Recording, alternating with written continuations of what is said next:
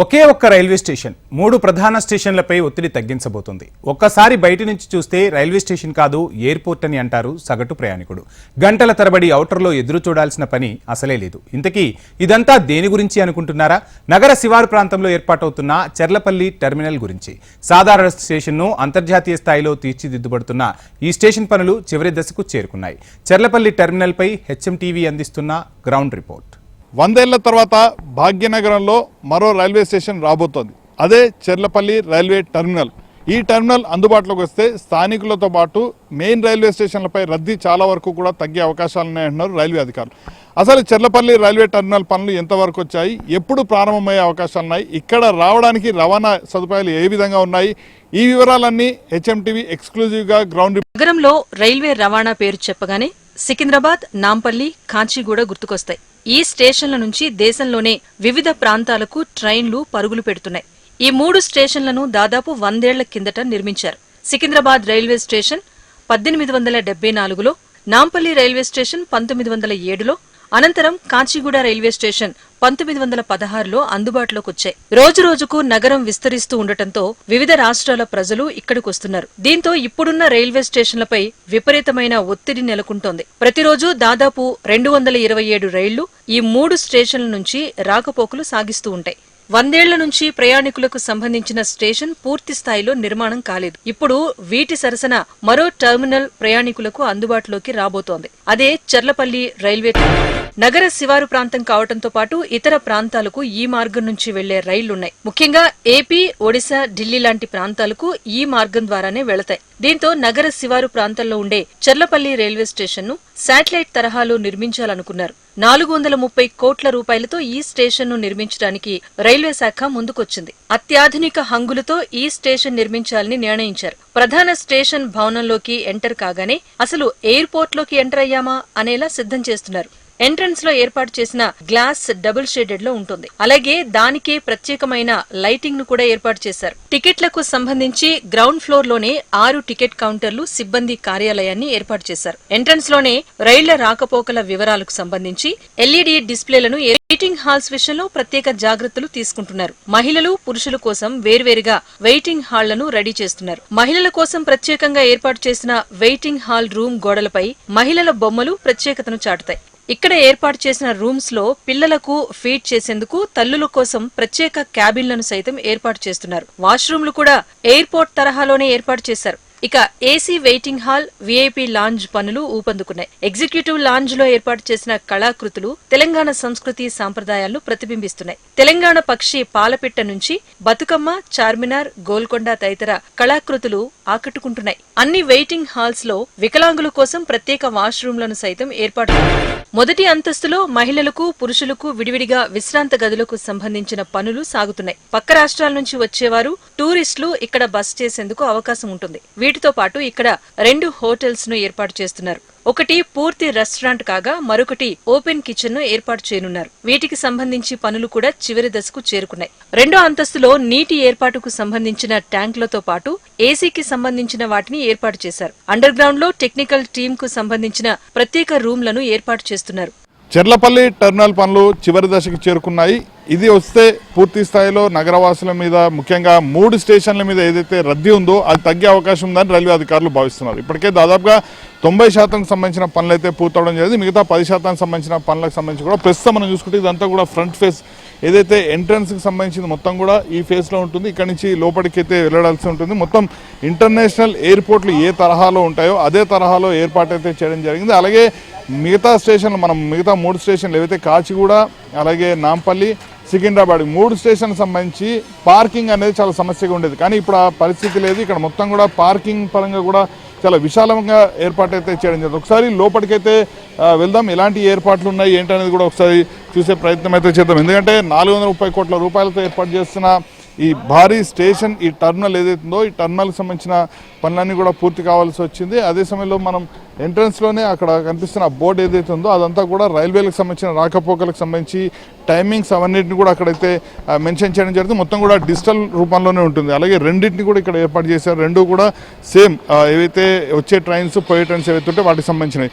ఇక్కడ మొత్తం కూడా 6 టికెట్ కౌంటర్లను అయితే ఏర్పాటు చేయడం జరుగుతుంది. అక్కడ కనిపిస్తున్నవన్నీ కూడా టికెట్ కౌంటర్లను అయితే ఏర్పాటు చేస్తారు. ఇక్కడ టికెట్ కౌంటర్ని ఏర్పాటు చేసిన తర్వాత ఇక్కడ టికెట్లు తీసుకున్న తర్వాత రైట్ సైడ్లో మనకి వాస్తవంగా అక్కడ రైట్ సైడ్లో కనిపించేవన్నీ కూడా ఈ లాంజెస్ ఏవైతే ఉంటాయో ఆ లాంజెస్ అన్నింటిని కూడా అటు సైడ్ ఏర్పాటు చేయడం జరిగింది. అలాగే ఎస్కలేటర్లని, మెట్లని, లిఫ్ట్ని అన్నింటిని కూడా అంటే మూడింటికి సంబంధించిన వాటిని కూడా ఏర్పాటు చేయడం జరిగింది. ఫస్ట్ ఫ్లోర్కి వస్తే మనకి ఫస్ట్ ఫ్లోర్ మొత్తం కూడా కెఫ్టేరియాని ఏర్పాటు చేస్తారు. అలాగే విశ్రాంతి భవనాలు ఏవైతే ఉంటాయో విశ్రాంతి గదులు అన్నింటినీ కూడా పైన అయితే ఏర్పాటు చేయడం జరిగింది. చాలా విశాలంగా చాలా స్పేషియస్గా అయితే మొత్తాన్ని కూడా ఏర్పాటు అయితే చేస్తున్నారు. పనులు కూడా దాదాపుగా చివరి దశకు వచ్చాయి. వాస్తవానికి మార్చి కల్లా ఈ పనులన్నీ కూడా పూర్తవుతాయని మొదట రైల్వే అధికారులు భావించినప్పటికీ కొన్ని అనివార్య కారణాల వల్ల ఆలస్యం అవుతూ వస్తుంది. మరొక నెల నుంచి నెలన్నర లోపల పూర్తి స్థాయిలో పనులు అయితే జరుగుతాయని భావిస్తున్నారు. మరోవైపు ఎంట్రన్స్లోనే మనం చూసుకుంటే నీటిని ఒడిసి పడుతున్నట్టుగా ఒక స్టాచ్యూని అయితే ఇక్కడ ఏర్పాటు చేయడం జరిగింది. ఇక్కడ నీటి ఆవశ్యకతను గురించి కూడా పూర్తి స్థాయిలో వివరించే విధంగా వీటిని అయితే ఏర్పాటు చేశారు. మొత్తం కూడా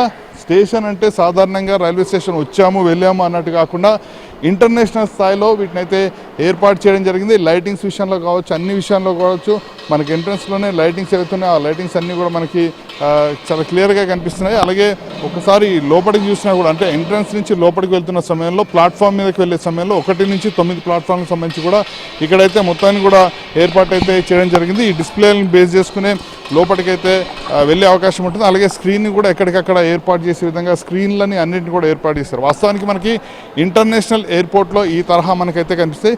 అదే తరహా ఏర్పాట్లు అయితే ఇక్కడ కూడా కనిపిస్తున్నాయి. సో రాబోయే రోజుల్లో మరొక నెలన్నర లోపల ఈ పనులన్నింటినీ కూడా పూర్తి చేస్తామంటూ కూడా అధికారులు అయితే చెప్తున్నారు. నెలన్నరలో పూర్తి చేసుకుని వచ్చే జూలై కల్లా ఈ స్టేషన్ని పూర్తి స్థాయి అందుబాటులోకి తీసుకొస్తామంటూ రైల్వే అధికారులు అయితే చెప్తున్నారు. స్టేషన్ నుంచి లోపలికి వెళ్లగానే ప్లాట్ఫామ్లు చాలా విశాలంగా అత్యంత సుందరంగా దర్శనమిస్తున్నాయి. ఎయిర్పోర్ట్ తరహాలోనే ప్లాట్ఫామ్ నెంబర్లు, డిస్ప్లే బోర్డులు కనిపిస్తాయి.